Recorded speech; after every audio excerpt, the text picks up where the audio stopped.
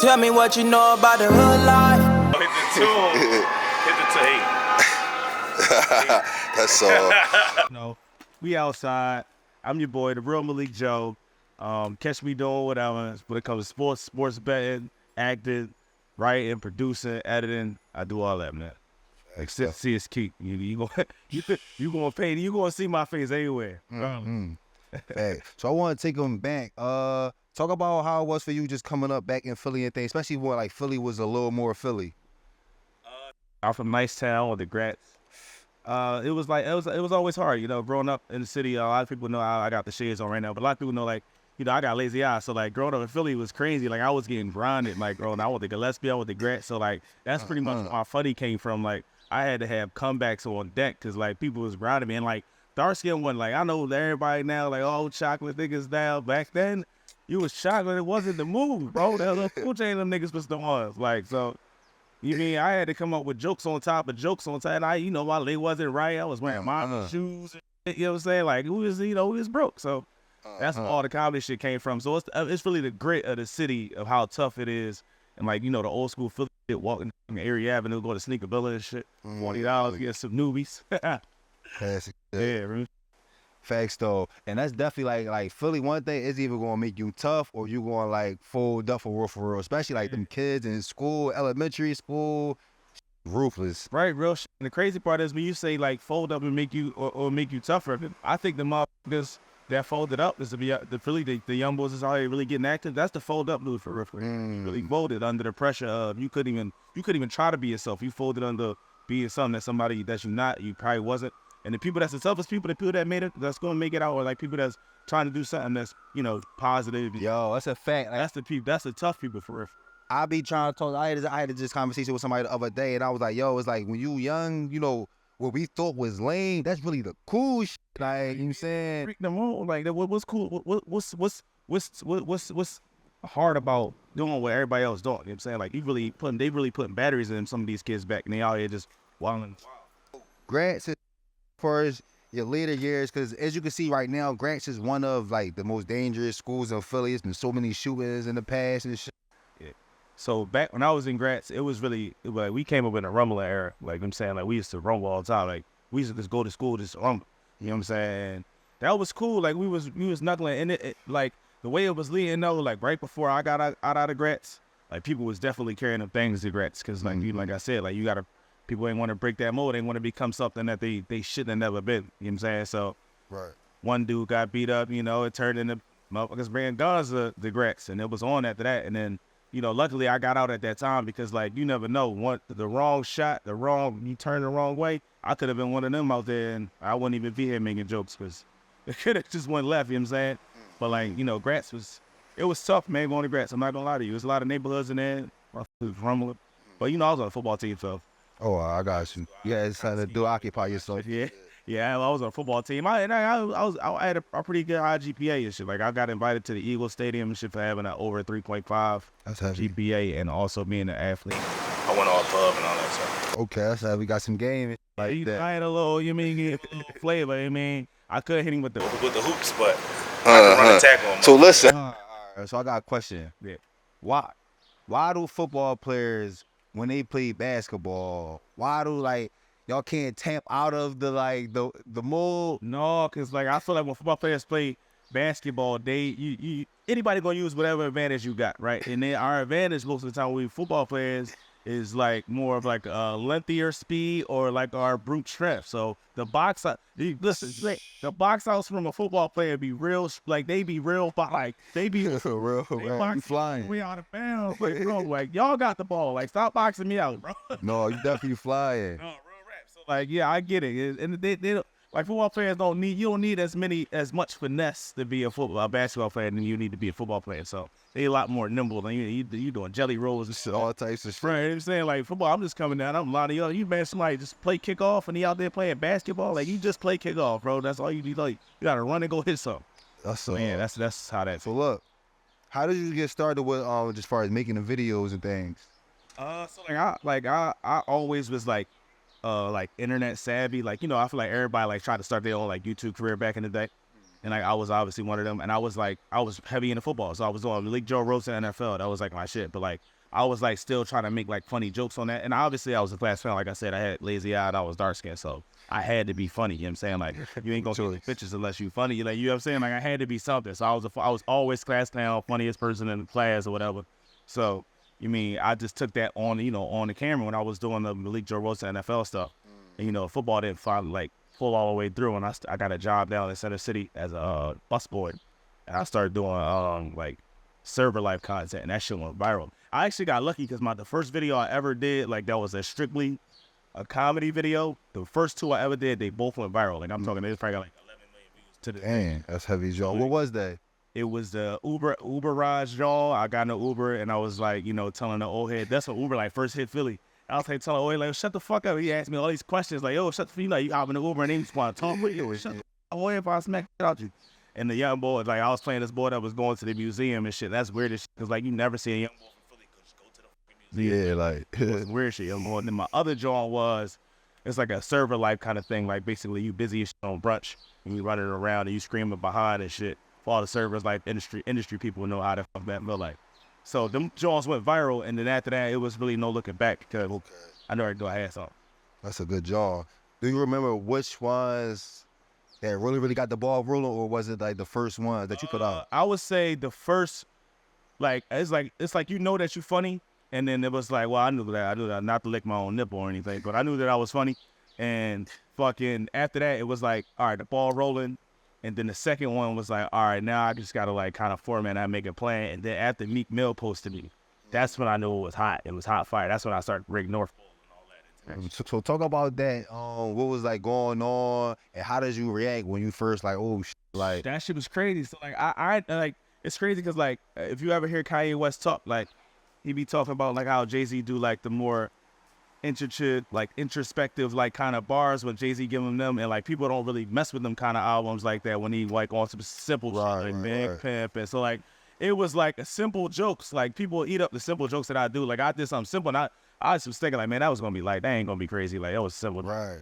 And I'm at the gym, and it's the bank video. Everybody know what video that is. Like when I went to the bank and shit, I was like North Bull and I was Red Bull. So I go to the gym. I'm at the gym. My phone going crazy. I'm talking, it's going stupid. I'm like, what's going on? Everybody keep calling me. I don't know what's going on, whatever. XYZ, I'm looking at shit. I look at my phone again. Somebody else calling me. Like, yo, what's up? Like, what's up? What's going on? They're like, yo, Meek Mill just reposted this shit. And they went to go say another word. I just hung up on them. Like, it's like, yo, Meek Mill supposed to do.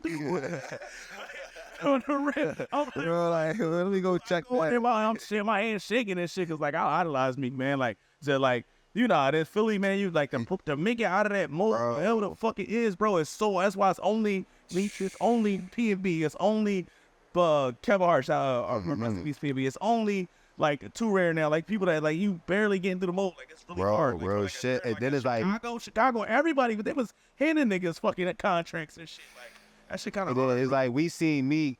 It's like it was 1,000 niggas on the when we see Meek break to the mall, it was like, nigga, you do that shit too, man. Like, cause he was the only soul one out of all, and all the niggas was talented. Then he made that shit out. So like, that shit is crazy, bro.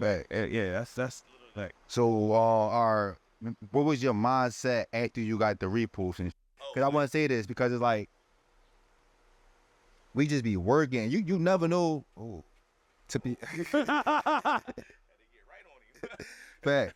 But it's like, we never really know when our moment gonna happen, and sometimes you're not even prepared for it. Right. So what was just your mindset and everything after? Like I said, I idolized Meek. So when I saw it, just my call me after that motherfucker was about to bite me.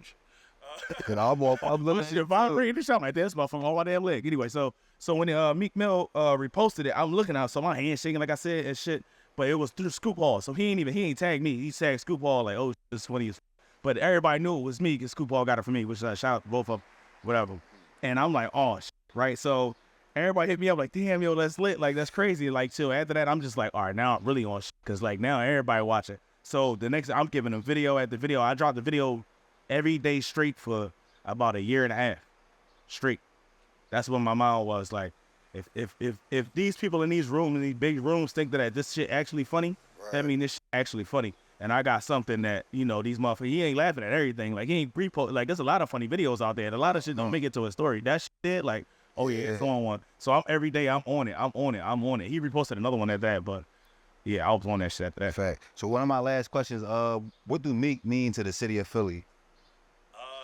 Meek really mean, it's like, I want to say a bigger word than motivation. I can't really think of it right now, but it's like the Meek shall inherit the earth. Like, it's like he broke through the mold. Like, cause like a lot of, like Philly a bit in that city, so they gonna bid, they gonna hate. But he broke through the mold, and then he wasn't even getting, like, Meek ain't never really promote the, like, crazy dude out of pocket. Like, he not no drill rapper. Like, you know what I'm saying? Like, if you ever heard Meek talk on a Joan, he always was like, man, get you to some money. Get your mom out the hood. Like, that nigga say, get your mom out the hood more. Get you a rollie. Like, I don't give a like, however, you know what I'm saying? Like, shine. Like, you know what I'm saying? And, like, I think he means so much to the city, especially at the time when he came out, because we ain't really have nothing. We ain't have before it was Meek. Like, it was just, like, we had players that played on sports. We ain't had nobody. You know what I'm saying? Like, then Meek broke to the mold, nigga. It was like when Meek started talking to Nicki, don't tell me you couldn't bag the baddest in the world. Like, What? it was, bro. I was like, yo, you know what came out? I said, yo, he really did it. Bro, we was about to go to Broad Street for Meek on that shit. Like, all niggas on Broad Street just banging Meek. Like, that's how that shit was about to go, bro. Like, that was crazy. Now, I say, like, you really started to take off when you start with the Eagle, when you start just coming to the games and creating your own bop and shit like that. Talk about that. So the whole Eagle shit came about because, like, all right, so, like, I used to be a GM at a breakfast spot, so for like 7 years. So I never had Sundays off. So I always was a crazy diehard Eagles fan, but I never had Sundays off to be able to do it. I'm dedicated to my job. And this is the first past year that I had Sundays off ever in my life, like since like 20. So I'm like, all right, I'm about to start going to tailgates and like just like living it up. And I kind of had this idea to do a show to interview people, like kind of like Philly on the Street. But I was going to name it Philly on the Street at first. I was like, that's kind of jogging too much. I came up with this name called Fly John Fly. So I'm like, all right, bet that shit kind of worked. I'm gonna go down. I'm gonna do like kind of like Jackass Steve-O shit, whatever. And that's kind of how it like came about. And then after that, it was stupid. Like people was like looking in, watching. I started doing the Stone Cold Walk. I always wanted to do audio with that. That Stone Cold Walk. That shit. And the crazy part is the first year I do it, we go 9 wins in a row, no losses. Like, and I'm doing a walk every game. So this shit is booming. Shout out to the whole team because like obviously I had nothing to do with that. It was they talent and they talent alone. Yeah. Well, it's just the momentum, though. Right, the whole momentum. Shout out to AJ Brown because he took the open sign. I did the whole open sign shit. And then I'm open. That shit went like, Philadelphia worldwide in Philadelphia. Right. So talk about that moment as far as AJ Brown supporting you with things.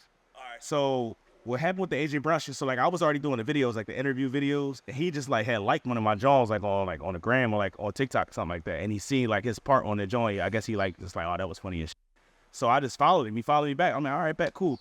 And then I dropped another one, and it was funny. But like my thing was I never tagged him in anything I dropped from him. Like, you know what I'm saying? Only time I might have tagged him like twice, and it was like his birthday and like the athletic article. But like I never really tagged him in. I put his name in it, and he was just like, cause he a real nigga. He just say this shit and like, oh shit, like that's cool. You appreciate what the fuck I'm doing, and it's funny. Zero support. And he's showing the other people on the team. Like that's why I was like, that was like the biggest thing. He's showing other people. So like these people know me. And I had no idea, like, you know what I'm saying? Like, they coach know who I am, like, everybody, and that shit split. And then I'm like, damn, I gotta get this man a gift for props, like, for giving me props and shit. I was supposed to do it on Christmas, but I was in Dallas. There was no way I was gonna be able to get down there and to do it at Dallas. So I did it. Dallas? Yeah. You going in Dallas, man? Gang, we played them in Christmas. Oh, yeah? Oh, I'm tripping. No, you telling Because I'm about to say, man, we Philly, man. No, we going out. I was in the Lions Den. Oh, all right. Jersey on in Dallas, give him a little you fuck out of here, whatever. I'm a Eagles fan through and through. What's up? I had my shiesty on and everything in the town stadium. I was on that. It was all Philly mode. All Philly mode and then drone with the cowboy hat. I had I not like a cowboy brand hat, Yeah. Oh, the hat. Yeah, like a drawn out. Whatever. And then so I couldn't give him a present then because obviously we at their stadium. I can't do that shit there. So I went to the Eagles draw the next week and I smuggled in all this shit separately because you can't get that shit in like that. So I smuggled all that shit. Got him the open sign. It's two-sided. I take that shit. And I gave it to him, and he hung it in his locker room. That's there ever since. Like I said, they showed me mad love, so it was cool, man. Ever since then, I just met Brandon Graham and Nicole B. Dean like this past week. That shit's cool. No, that's definitely crazy. I definitely want to salute you as far as just finding your lane and then taking your original love for real as far as with the football and the comedy and putting them all in one and things like that. Right. And then I started doing the mic'd up. It's great. So, what's some of your favorite moments as far as from doing the mic'd up?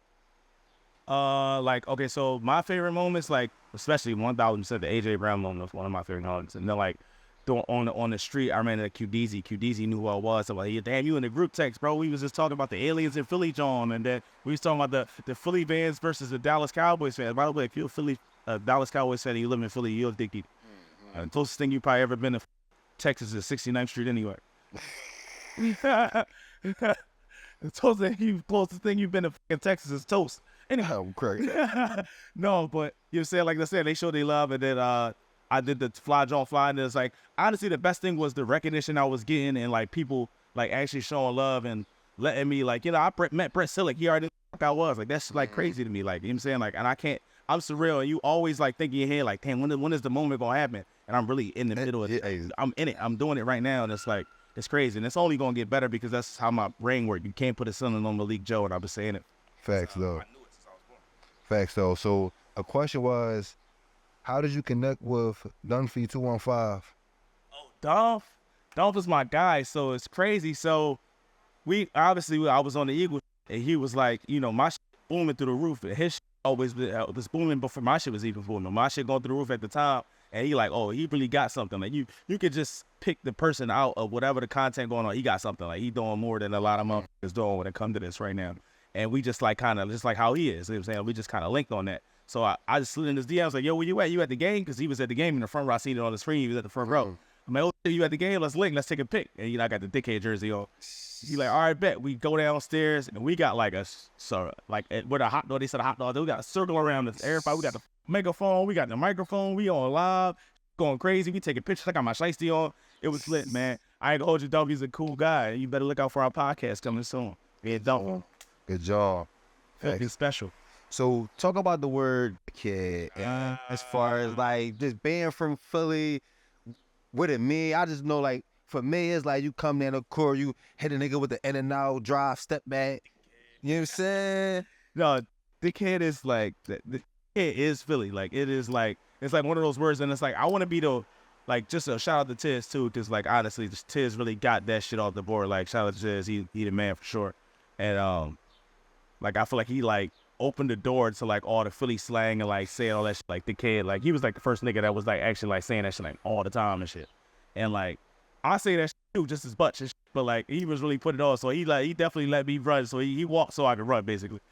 So shout out to him. But yeah, the dickhead, it mean like a lot, bro. Like, it's a word of endearment. It's a word because you actually being a dickhead. Like, I be like, what's up, dickhead? And that's a word of endearment. And like, you know what I'm saying? Like, when people see me on the street, like, I got that like that Dave Chappelle effect back in the day when he was like on, and it was like, I'm Rick James, bitch, everywhere he went. Like, I could be with my grandma, motherfucker screaming out the door, yo, dickhead. Like, yo, dickhead, everywhere. Like, it is crazy because like, I feel like we can take, like, that should be our word. It shouldn't even be like a censored word. That should be just a Philadelphia thing, like, you know what I'm saying? Like, and I just, that word is just like, that's Philly. Like, that's Philly. So if I call you a dickhead, I'm not really being mean. Like, I'm just calling you a dickhead. Like, what's up, dickhead? Fuck is you talking about? That's all real rap. And then just come off, dickhead. Like, it's come right off the kid. I be seeing, because I be seeing and hearing it and moving now. Like, yo, that's really like, we like years in. Right. Like, we years in the dickhead movement. They just started this shit. Fact. So another question is, why can't you take a North Philly friend anywhere? Because, like, all right, that's how the North Boy started, right? So you got your friends that's just they stuck in the matrix, bro. They hypnotized, bro. They not coming out of that shit.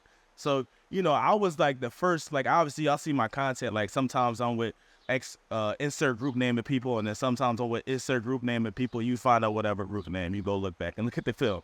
All right, so people will always come to me like, damn, like, oh, like, no, I'm trying to go downtown and, you know, with the snow bunnies or whatever, XYZ, however they want to, whatever you want to call it. And I used to bring my homies down from North. We used to go to like down Old City or some shit. They be like, yo, what you say to him? Yo, what you say? Or I did beer, nasty as shit. How you be drinking beer? So like, you got niggas that just don't know how to act in real world. Niggas don't got no ID. They trying to go get a bank account. Nigga, yo, I want a phone from T-Mobile. You can take me to go get it. All right, cool. I'm not acting like niggas awful. It's like, yo, nigga, this what you say, XYZ. How you ain't got your ID, bro? Like, you can't get shit without that. Like, it's not gonna happen. So take it off Philly friend be out of pocket sometimes. You go to Hibachi, they like, man, don't toss no shrimp nowhere over here. Boy, got it. Like, you already know how that is. And the best part about it, like, anybody that grew up in North, like, the niggas that made it out in some type of way, they still got that North deep down the side. You can feel it. You can see it from across the room. But like, man, shit get out of hand. I'm twisting some shit.